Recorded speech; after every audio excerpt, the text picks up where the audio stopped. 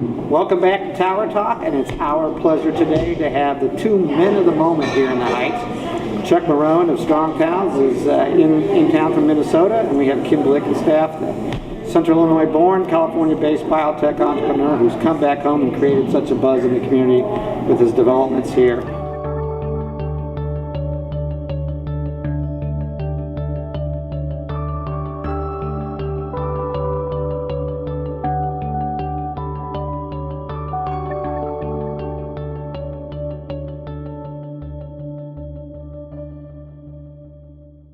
Kim, we think everybody knows what you're doing here, but why don't you go over a few of your projects here in the Heights? Just right. So we Cliff Notes version. Yeah, sure. we talked this morning about the groundbreaking, the opening of the Atrium Hotel, and I think that's an important project because it honors Dick Doyle, whose intent was to have that to be a two-story atrium that goes from Prospect back into the property in the back. So we're honoring that, and I think we're going to bring revenue that's being, money that's being spent elsewhere in hotels in Peoria and East Peoria and so forth. We're going to bring that into the city. Folks like Gary Pearl need that. He has a corporation established here. It's up and running. He has a lot of people. He pays for a lot of rooms over in Peoria, and we're going to bring that into the Heights. So I think that's a real anchor for that Duryea Prospect intersection where Larry Herman has his apartment buildings that are now 100% occupied, and his family owns that next section, and that's going to be the next thing to be improved. And as you saw this morning on the mall that faces the Duryea side, those are going to be rooms with little patios and the Russell Hotel in the back. So to me, that extends the city even further, out towards Grandview Drive. So, Kim, what do you see in the city that so makes you want to invest here? Well, I think everybody wants to. This is a magnet. There's a microeconomy, as we've talked about. People want to come back here and live and work. Empty nesters, sort of like me, their kids are up and out, and they're living out in these big homes that serve them well. When they have kids and friends and a lot to do, but they're coming over here, and I'm sitting at the bar at Hart, and I'm talking to fellows my age that wish they could buy a loft over here, the Great Boy Loft. So, that's the next project. It's out in front of this building. Actually, that's the site out there, and that's going to be all new construction, the combination low-profile commercial to Prospect, and the nursery beyond, and then back here it's going to be loft living with a plaza. And I think, as you heard Craig this morning talk about, it's not one massive building, it's actually several that are together with see-throughs, so you can see traffickers, and actually will invite you off the Prospect to come back here and see what's back here, and it'll enhance, we'll have additional, obviously the walking starts to come out to here, so we extend from, now Duryea out to here, and, it brings people living here. We have Heritage Square, all the entertainment, and I think it just enhances the walkability again, another block. So I think it's 2 blocks of additional, activity and walkability. Sure. So, Chuck, I want you to address both sides of the equation here in the Heights, but number one, I wonder what there is here that gives you cause for optimism moving forward in terms of... Oh my gosh. Well, there's just energy. I mean, as someone who has traveled all over the U.S. and has seen master plan communities with millions of dollars of investment and, all the best architects designing commercial spaces and residential spaces, and to go to those places and not have energy, not have people, that's a common occurrence. It is much harder to create energy on the ground. And when I show up here, the moment I'm here, there's people walking around. The weather's not great out, it's a little bit rainy, a little bit chilly. You got people walking up and down the street. You got people eating at the street side cafes. You've got just energy in the community is naturally occurring. And that's something that a lot of places would kill for, and that you can essentially now nurture and build, and gives me a ton of optimism about the future. You said something to me last night at the reception down below in Oliver's. You said you felt joy here. Yeah. No, you get that. I think the sense of that throughout the neighborhoods, throughout like the core of the village, it is...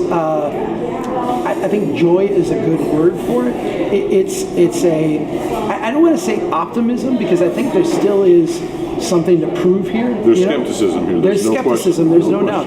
My sense of being here is that the people that are here today have a definite affinity for this place, and affinity is an easy thing to turn into joy and happiness and love and appreciation for a place that people want to see succeed. Yeah, you mentioned the weather. I'll just mention that in Germany, by this time of the year, everyone wants to sit outside, and they have the same weather and the same landscape and the same trees, and they're going to be out sitting under awnings even though it's raining because the land is warm compared to the winter. Right. So it's just part of the texture of Peoria. The weather does change, and it's great. 4 seasons here in the Midwest. There you right? go. Yeah. So, Chuck, conversely, what are the mistakes that communities commonly make, and what should the Heights be trying to avoid? I think the most common mistake is, and this is believing in your own vision and its final state too early.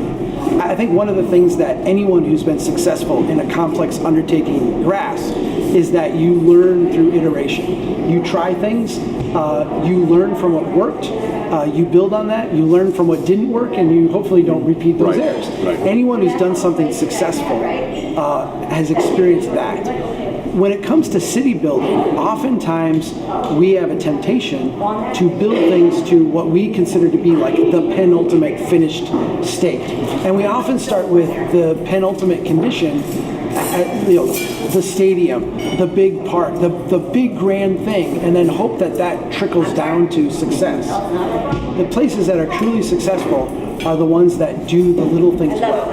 They start with the modest building. They make that successful. They start with the modest downtown. They make that work really well. That's harder in some ways and less immediately gratifying, but it's also enduring and strong.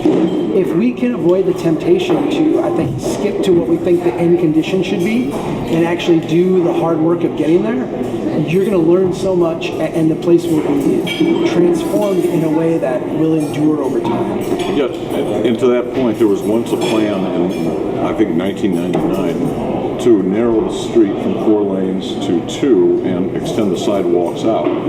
Well, it was a $8-9 million project. There was funding that never got done. And Mike had the concept of putting containers out there. That extended the street. It's a pop-up version, like you said. Cheaply, you cut some containers in half, and it's filled up. So I know that sidewalk, that investment, eventually, if we get that kind of dollars invested, that's going to happen because it's happening up there where Mike had the courage to put the containers. I feel like it's the question today. It's like, what can we do to essentially get to proof of concept? That's what you do. And what you've done up the street. Listen, even Google does this, right? They don't say, well, here's our new version of whatever program. Let's release it to 1 billion people around the world and have it not work. What do? They try a beta version. They try it with a small group of people. They get feedback. They document. We're very smart people. We're Google. We think we know what's going to work, but we really don't know until people start to use it. You've done proof of concept on the narrow lanes. You've done it. I think you can proceed with confidence. I am. Whether you do, all along here or not. We're going to do it here as a first proof of concept out here. I think that's a genius way to go about it. When we can iterate in that way, we can be very confident in the steps we take, and we learn from our misconceptions early. And learning from our mistakes early is a key part of success. Sure. So, Kim, I want you to finish this sentence for me. 5 years from now, I will have succeeded in the Heights if. There's no if.